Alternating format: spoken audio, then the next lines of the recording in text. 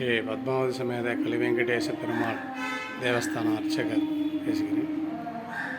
அனைவருக்கும் என்னுடைய புதிய வருட பிறப்பு வாழ்த்துக்கள். தனுர் மாதம் நாளை காலை 1/1/2024 காலை 4:30 மணிக்கு தனுர் மாத பூஜையும், அதனைத் தொடர்ந்து சர்வ தரிசனமும் ஏற்பாடு செய்யப்பட்டுள்ளது. அனைவரும் வரிசையாக வந்து பெருமாளை சேவிக்கலாம். நாளை தினத்தில் அதிகமான கூட்டம் இருப்பதால் வரிசையாக வரும்படி கேட்டுக்கொள்கிறோம்.